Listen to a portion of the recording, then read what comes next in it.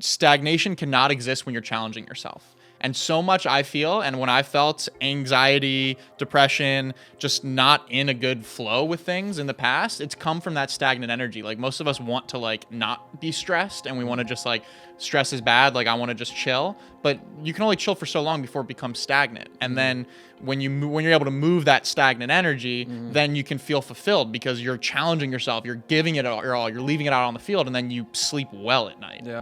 It doesn't matter how much money you have or, how much success you've had in the past. Like if you're not continuously challenging yourself, you're going to end up unhappy.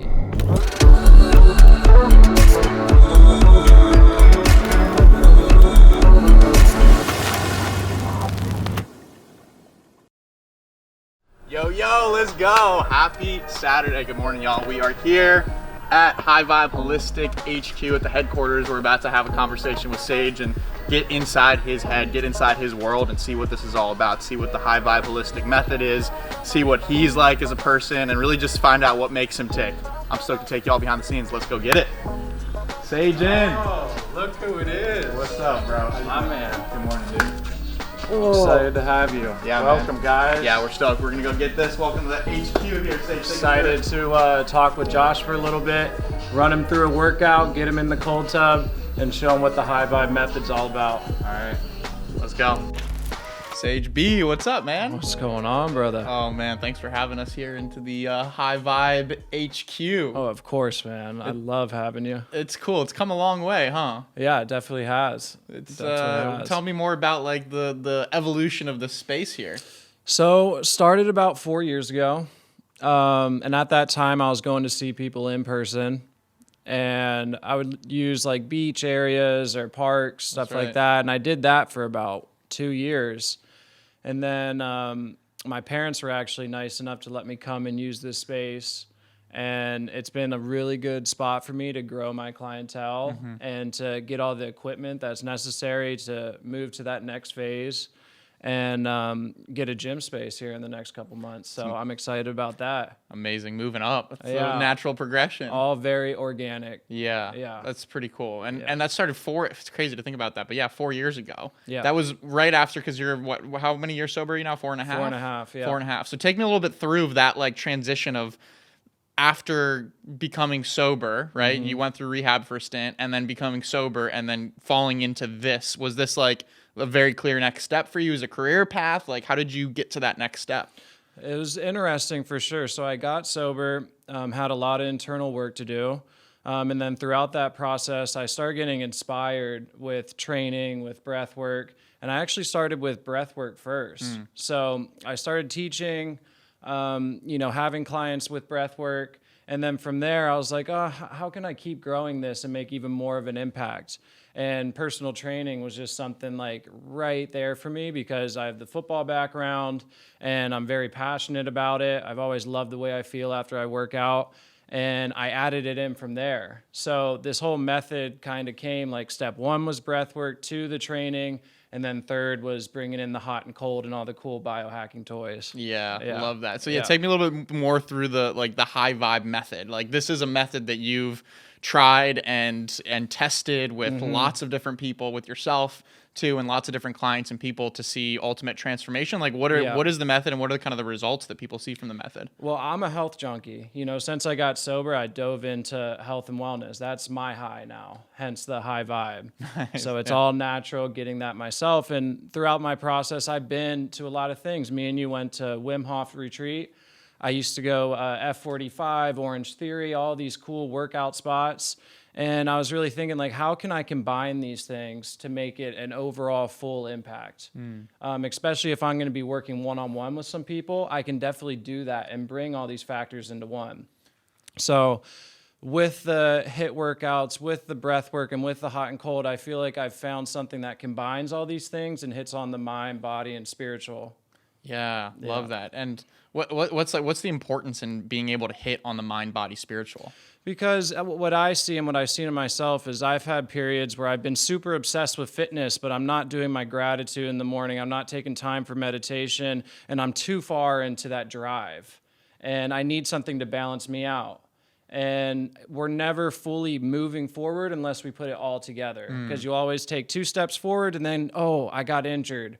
Or, oh, I'm super anxious and it's not doing it for me anymore. So you need to combine all of the things for you to truly move forward. That's really interesting. I think that makes a lot of sense. Like we often get into this is the way or this is the thing right now and just put our sole focus into that, but then something will trip us up. And so what kind of results do you see with people when they're able to focus on the holistic approach, when they're able to focus on, the 3 of those things together and move forward with that?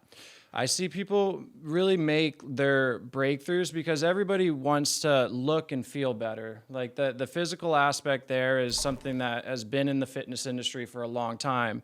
What I think people are coming across now is they also want their mind and spirit to develop with that. And this method is a great way to do all of that together. And I'm there for people because I've been through this process myself. And I understand that everybody is at some challenge point and they need somebody there to relate with them and coach them through that. So I think that's also a very, strong part of this is my story, my connection to people breaking through things. And I think that's why it works. Yeah, totally. What's your favorite part when you're working with people one-on-one? Like, what's your favorite part about that process? I've had so many. I get like a wide variety of texts, whether somebody's lost 20 pounds and feels good to take their shirt off. I've had people cry during breathwork sessions. I've had people get over addictions. Like it's such a wide variety of like beautiful things that when I get these texts or calls, like I'm like, dude, this is it, man. Yeah. I gotta ask, so like going through sobriety for you, like that was a tough and dark period in your life, and that right before that was happening. Did you ever think that this was on the other side? Like, did you put faith in something? How did you get through that? And because it's really easy now on the other side of that challenge or struggle to feel that fulfillment, to see what you're doing, which is incredible. But did you ever know that was there on the other side for you? Did you lose sight of that? What was that about? It was really, really simple for me. I just followed what is making me feel better because I felt horrible every single day. So I was like, what things are helping me feel better? And a nice hard workout was right there at the top. When I found breath work, that was one of them. When I was eating healthy, that was one of them. So I just naturally was like, this works for me, and I know this from the inside out on the deepest level because this is my medicine. Yeah. This is what's helping me like be whole again. So it was only natural for me to keep going with it. And then that evolved into people asking questions, right? Yeah. And people being like, well, how did you transform or how did this shift? And then naturally you're able to help them through that. Yep. Yeah. So I think it's pretty cool. I was just catching up with someone that we went to high school with a few months ago, and they were like, oh man, like it's so cool to see what Sage is up to. He made a total 180 shift in his life. Like what would you say to people that knew you in the past about the transformation you've seen now? I would say it's been definitely a journey, especially if you haven't seen somebody for a long time and then you see the progression they've made and you wonder how it all happened. I just believe this was part of my path. Like I was supposed to go through each thing to end up here, to end up with a well-rounded thing that I really understand and know from the inside out. And, just like following the process of what steps are ahead. I knew it wasn't going to be easy. There were times, that I was like, I really deep down knew like this is going to be a long process, but it's going to pay off for you. You just got to keep moving forward. Yeah, I've learned a lot of that this past year as well, and the idea of just consistency. I think it's a Lao Tzu quote, or Confucius quote. It doesn't matter how slowly you go. It just matters that you keep moving forward. 100%. And those quality reps of just day in, day out, showing up and putting in the work, even when it's not sexy, even when the cameras aren't rolling, that's the time when it really matters. That's what builds your character. Yeah, and that's what I love about this is I do this by myself every day. Right. Like this was my medicine. That's like the least sexy thing in the world. Like this what was getting me through for a long time. And so I'll do this stuff even when the cameras aren't here. Like this is like, I would do this regardless. Yeah. Tell me more. You said this is my medicine. Tell me more about your medicine and what are the other components of your medicine that keeps you healthy and keeps you sober and keeps you moving forward? So exercise is definitely one of them. Yeah. So during those dark times through addiction, definitely was struggling with depression and anxiety. And every time I would notice after a workout just how much better I feel. getting the endorphins going. And after a workout, just feeling like more settled into my body. Yeah. That's an obvious number one. The breathing, like being able to shift my nervous system down was huge, man. I thought so much more clearly after I would do that. Yeah. And the food, it even goes deeper because I'm a type 1 diabetic too. Right. So I know the importance of food and the fuel you put into your body. And that is literally my medicine. When I got diagnosed with type 1 diabetes, I met with doctors and they came in and were talking with me and they said a keto diet would be best for you. Like that would be your prescription. So yeah, pretty much. And that was like pretty much right after you had gotten sober, right? It was like, congrats on being sober. Here's another gift for you. Yes. What's your mindset through those challenges that life continues to throw at you? I just kind of laughed at that and I was like, this is obviously happening for a reason. And I got so just like enveloped in all of it. Like I wasn't thinking twice about it. I was like, okay, this happened. What's the next step? What are we going to have to do? Because that first year getting sober, I had to really dive into the process. Mm-hmm. Like I was really living in the moment because it was so hard for me.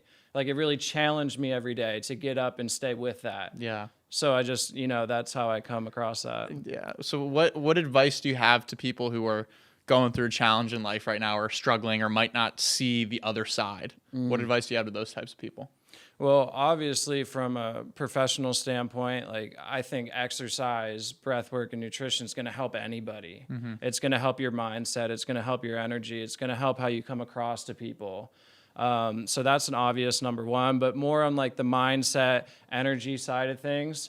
I think the 1 day at a time method is super big. That's what I learned in sobriety is you just think about getting through that day and you can fulfill yourself going to bed that night completely exhausted that you gave it your all. Because that's what it was like for me for my first year. Every single day I had thoughts about, using or thoughts about drinking. And I had to stick with the day and then get in bed knowing that I made it through. And that was just the process, but it simplified everything for me. I wasn't fantasizing about what's going to happen in the future. How am I going to get out of this? Just really looking at just tackling 1 day at a time. Let's make it to bed. Right. And one of the things... In a positive note. Yes. Right? One of the things that I love whenever we're out surfing or working out or playing basketball, pickleball, whatever it might be, it's you always bring the approach of like give it your all right now so you can sleep well tonight. Yes. We love that, man. Yeah. Like I totally feel that. That's really the only way I sleep well nowadays is like when I feel completely spent. And I let it all out, and now I can go, get some rest. It makes so much sense, too, because I think that one of the things when I was climbing Mount Kilimanjaro a couple years ago, one of the insights that I had when I made it to the summit, it was like, it hit me like a brick. I was suffering some altitude sickness and not feeling too hot. And I got to the top, and there was this wave of like fulfillment and emotion. I started crying when I got to the top. And the insight that came through was stagnation cannot exist when you're challenging yourself. And so much I feel, and when I felt anxiety, depression, just not in a good flow with things in the past, it's come from that stagnant energy. Like most of us want to like not be stressed and we want to just like stress is bad. Like I want to just chill, but you can only chill for so long before it becomes stagnant. And then when you're able to move that stagnant energy, then you can feel fulfilled because you're challenging yourself. You're giving it your all. You're leaving it out on the field, and then you sleep well at night. Yeah. Yeah. What are your thoughts on that? A lot of people are miserable without stress, and I've actually worked with a lot of people that they weren't happy in their life until they started training with me 3 times a week. And then they had something that was challenging them, getting them out of bed. And I just saw the light slowly coming on. It doesn't matter how much money you have or, how much success you've had in the past. Like if you're not continuously challenging yourself, you're going to end up unhappy. That's it, man. That's it. It's what I think Joe Rogan talks about, the voluntary suffering. It's like the degree of which you're willing to like lean into the suffering voluntarily and challenge yourself through. And physically is a great analogy, and that's what we're talking about here a lot today. But whatever it is, it's like how can you lean into that challenge of going up and having an uncomfortable conversation with your boss, or approaching a stranger on the street to have a conversation, or doing the thing that you've been putting off. Like, how can we lean into those challenges? And the degree in which we're able to lean into those challenges is precisely the degree in which we're able to experience a sense of fulfillment and a sense of reward and a sense of accomplishment and a sense of growth. Yes. Yeah, and for my story, like sobriety, type 1 diabetes, like these are all just extreme cases of that, where I had to do it. Yeah, you didn't have a choice. The universe forced me into that. So, but I completely feel that. I love it. So tell me a little bit more about like this. You've been big into the lifestyle activities, and I want to hear a little bit more about like how you, as a 20-something in your late 20s kid, is designing a lifestyle with work and activities and relationships. I know you're in a relationship and friends. Like how do you approach designing your life and your lifestyle on a day-to-day basis? Well, that's definitely been a process. Yeah. So I would say when I really got it cranking in the gym, I was doing about 4 or 5 sessions a day. And I wasn't used to so much hands-on work and the energy that goes into that. So I was definitely experiencing burnout. And I just didn't feel like I had the space for the rest of my life to grow with that. And I found myself getting out of balance, not enjoying the work as much. So around that time, my mom, Morgan, I think yourself, like we were talking about surfing that whole time, but we had never like really jumped into it. Right. As soon as we jumped into it, like it just opened up my world. I had something to look forward to outside of work. It kept my energy moving. And that's been a really big thing, playing basketball with the boys, pickleball, like all these things, they're healthy. You're having fun with your friends and it keeps you moving and active. Yeah. That's huge. And then also, with my relationship with Morgan is amazing. It's the best relationship I've ever been in, the healthiest relationship I've ever been in. And that's been a growing process as well. So I have career and relationship like growing together. And that's been a learning process. Yeah, totally. It's been so fun surfing. And one of the things that I love about that is that just like never underestimate the power of just pure play. Yeah. Like, and it's easy to get, when you're focused on growing a gym or a business or in relationships or life gets real pretty quickly. But the impact of just having those doses of just pure play, like what effect do you think that has on you? Just play and Mother Nature. Me and Morgan took a trip out to Hawaii in June, and I got off the plane. I was like, my God, like, this feels so good, because it was right in the middle of coronavirus. Yeah. And you're out there, and, Maui is still built up, but nowhere near LA and San Diego. That was like clear to me. So I just like felt that. And I was like, I need more of this, like time by the beach, time in nature. Because when I flew back in to San Diego, I was like, look at all these huge buildings. Like, look how much stimulation's going on. And for me, I like to feel grounded. I have to work on that because I do feel sensitive to these outside things. So it's very important for me to get out and to get into nature. Yeah, because I just get overstimulated, like a lot of people do. Yeah. Totally. It's a lot to take in. Yeah, one of the things that we learned in Iceland when we were doing the Wim Hof retreat is that and it always stuck with me, is that we're ancient beings living in a modern world. Yes. Like our systems, our human engineering is very old design, living in a very rapidly modern world that we're not quite adapted to. So like when we're walking down the street, there's loud noises, there's things that are triggering us, there's stress that's hitting us from all different angles. Like our body tunes into that same fight or flight, sympathetic fear system as if there's a tiger around the corner. But we know we're not really a danger. So like getting in touch with that fear and learning how to release that is a super important part. 100%. Yeah, just to like get through your weeks, without like experiencing that burnout like I was talking about. Yeah.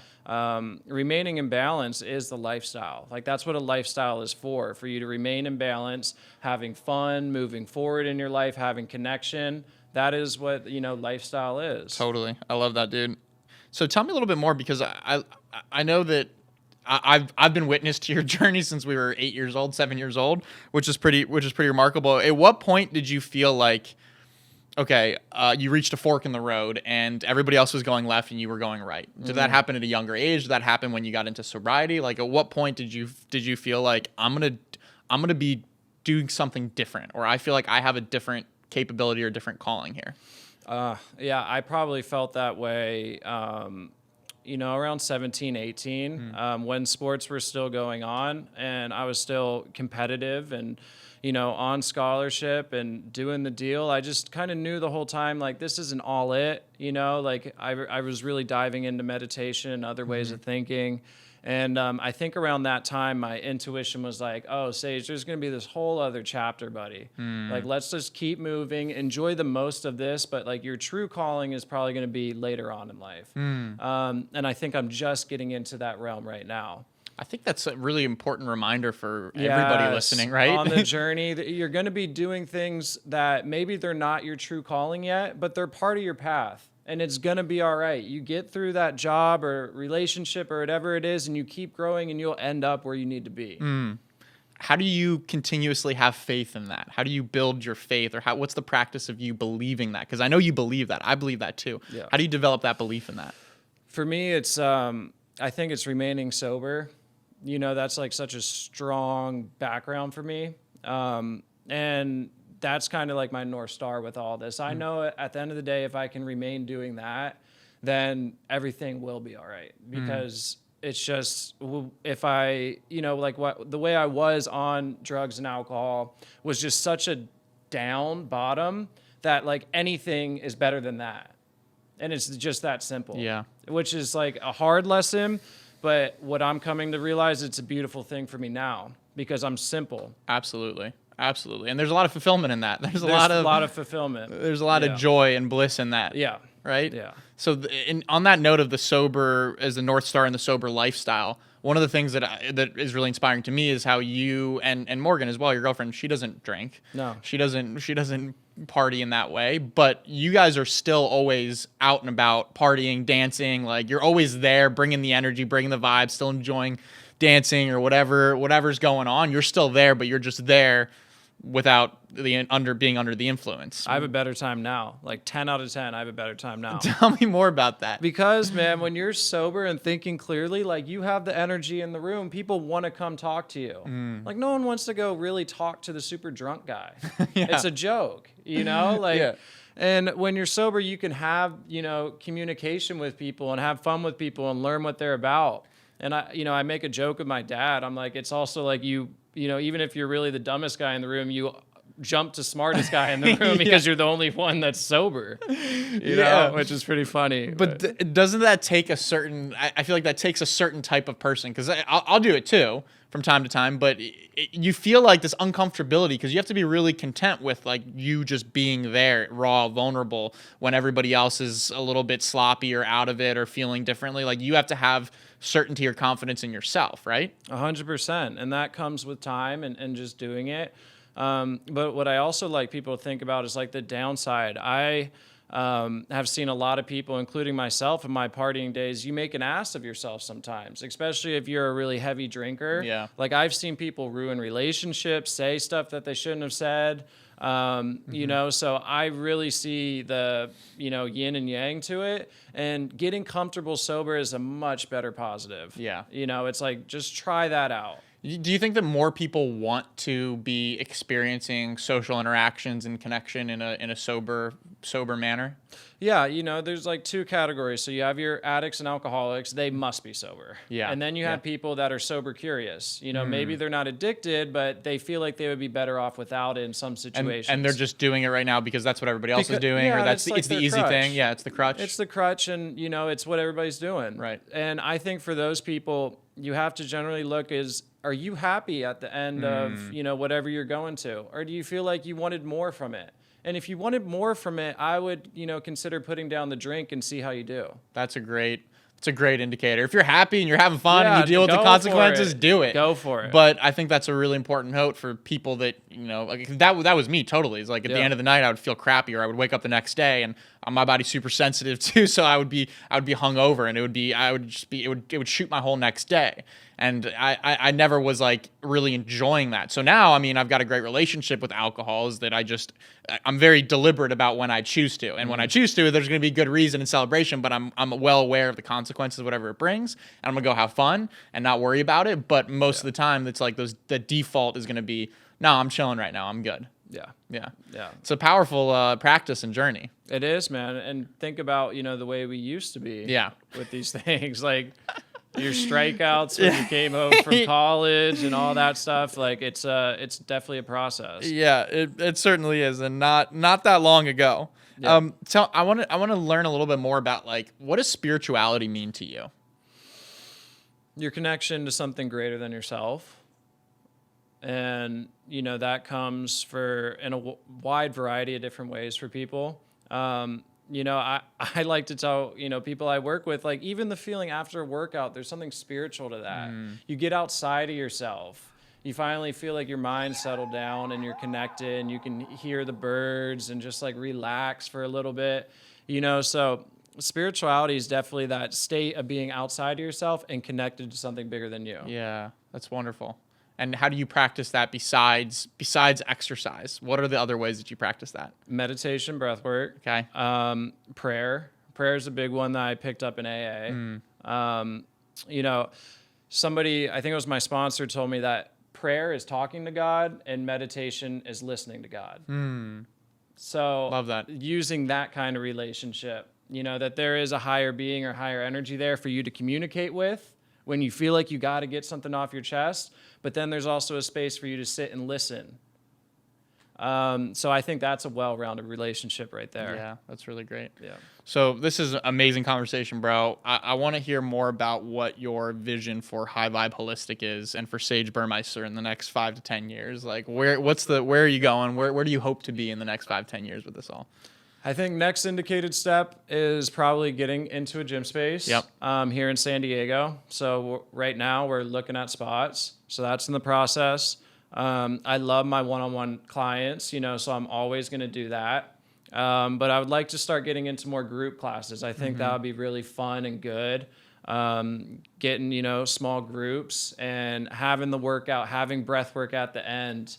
I think that's such a powerful method. So I think that's like, and also doing that with other people brings such a sense of community and, feel and gratitude. So I think that's going to be a positive thing. Yeah, for sure. And more group experiences like that, bringing more experiences. I know we're stoked about the retreat we're doing together in January. So more of that, I'm guessing, on the horizon for you? 100%. Yeah. I think it's really big for people to grow with each other. Yeah. And enjoy the process together. Love it.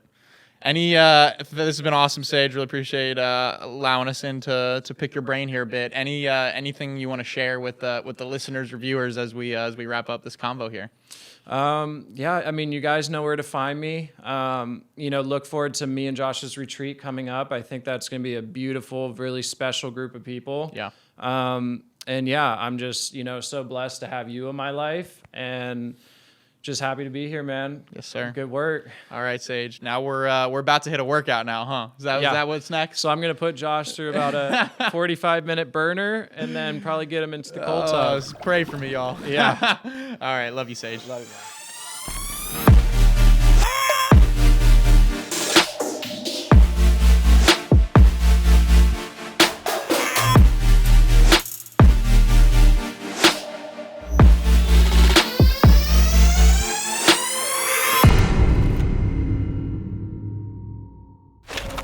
What's up, y'all? Joshua Church here with Find the Others, and we are in La Jolla, California at the High Vibe Holistic headquarters here. I just wrapped up an awesome session with my dude, Sage Burmeister, and he was taking me through the High Vibe Holistic method here. We went into an ass-kicking workout in high-intensity interval training. We did some breath work, and as you can see, we just got out of the cold tub here as well. So mind, body, soul, alignment, total amazing workout. And if you want to check out the full footage of us going through that and him pushing me through the ringer, be sure to check out the content here. And we had an awesome conversation talking about this whole high vibe method and how we can cultivate a lifestyle of high vibrational living and what it means to be high vibe. We talked a lot about Sage's backstory and his sobriety and how he approaches attacking every single day, how to really build a connection and a community and an environment that supports you and pulls you forward to hit your goals and to live that fulfilled life that you want. So be sure to tune in and welcome to Sage's World.